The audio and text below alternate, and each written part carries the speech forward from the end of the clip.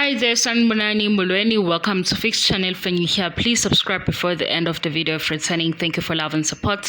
I appreciate you. Uthando Nes'thembu, viewers, fans, followers, nomndeni, ophithizela like social media. Hi, ngithumnyiwe ke thimacele thimayeni thimakhumalo thimangwabe bathi o-anti ngala ku-social media nalena futhi abantwana engathi bayithanda kakhulu ke yona bayithanda kakhulu ngoba cha le yinhle ngoba nje iy'ngane fanele ukuthi zibe yiy'ngane futhi iy'ngane ezandawonye noma bekuthiwa kwenzakalani noma bekuthiwa ke mhlampe-ke kutholakala ama-message athile ukuthi khona wathini phakathi laphaya koma ngoba phela bona abadala abayibangeki into yabo abafuna ukuyibanga noma ngabe ukuhlebana makuhlebana kodwa ey'nganeni nje iy'ngane zibe nomoya wokuzwana nanini. Hhayi-ke sibonile-ke abantwana laba abadala-ke mpumelelo abongwe enhle yolwandle. Angazi ukuthi ngabe ukhona yini engimkhohlwayo omunye osemdala. Ngiyabona ukuthi hhayi laba abadala nabo sebezongena kule nto siyenze la ku-social media yokuthi sihlebe kancane. Kodwa-ke sithi positive gossip ngoba ukuhleba akufanele ukuthi njalo uhlele ku-malicious. Asihlebe kodwa kube nendawo encane mhlawumpe ezoshiya omunye umuntu ebabaza ukuthi hawu ibe nkulu-ke le enhle uyabo ukuze phela le enhle ivale lokho okuncane okuzovela ku-negative noma kukubi.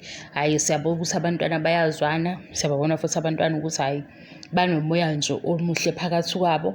Sabona futhi nangale enye episode khona ngapha kwi-show laba abancane nobaba Mseleku benzela uma yeni ikhekhe-ke bayenza-ke lento kuyenziwe makwenziwe amaphathi ukuthi begele ngaphansi etafula becashe mase yangena-ke umayeni bathi surprise. Kwakumnandi nje sibona iy'ngane zizonke yilokho esikuthandayo. Asithandi mase bethi bona-ke uma ubani esehambe yotshela uma wakhe cha hhayi-ke sisuke sesihlehla-ke lapho ngoba manje phela masibadala siwo-anti sesihleba iy'ngane akubukeki kahle. Bebethi-ke o-anti laba abaphithizela ku-social media angize nami ngizophithizela ngapha ngisho ukuthi ey'ntweni ezinhle esiyayibone kwi-show nakho lokhu siyakubala hlampe asikumemezeli kakhulu sisuke sigxile kakhulu ngapha komangwabe nakho lokhu siyakubala ukuthi kuhle.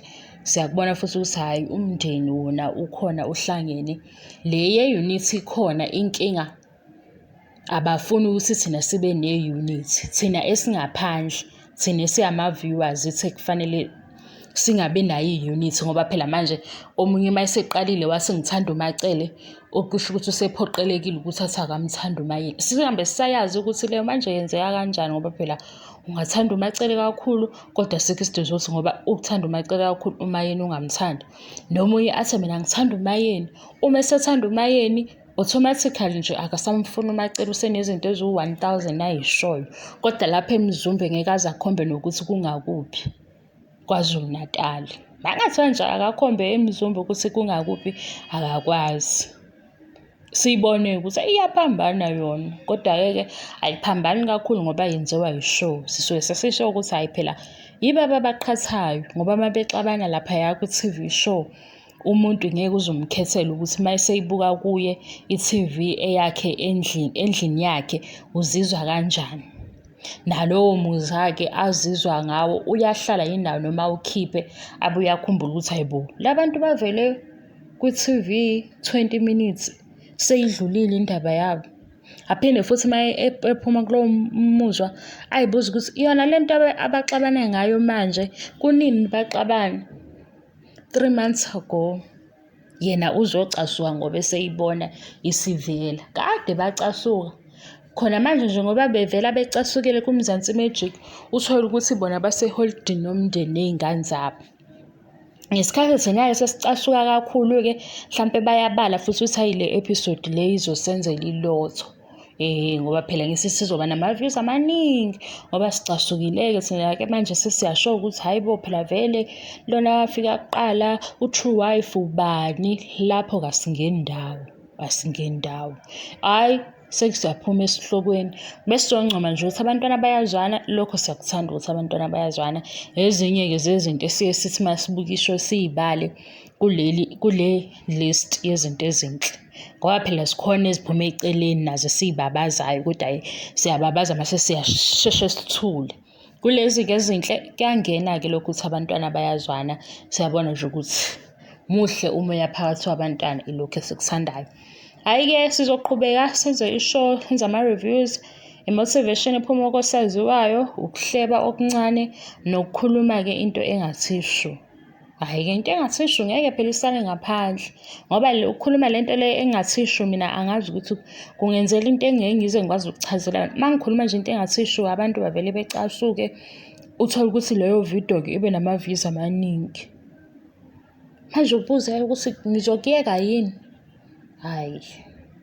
Ukuthi nje nawe umuntu sekufanele ayibonele ukuthi hawu phela lokhu akukho serious. Ngingakuphindi kaningi. Njengoba nje ngathi mina hawu uMayeni kwakufanele egijime eyomisa umshado manje usubona ukuthi ngangiqinisile. Cha, into engangisho nje ukuthi ngoba umshado waqhubeka isona sizathu esenza ukuthi engabi u-first wife. Manje uyibone ukuthi hhayi siyashiyana khona kancane ngoba omunye uzothi hayi bo uyabheda. Mase wena masubona ngempela bengizosho into efana naleyo ukuthi kwakufanele ayenze seku-2022 behleli ndawonye bewumndeni. Lapho ngeke ngize ngikukhombise mina ukuthi mhlambe uMayeni nali office lakhe ngoba ngimazi nje sengimazi nge-TV show. Dankie, bye.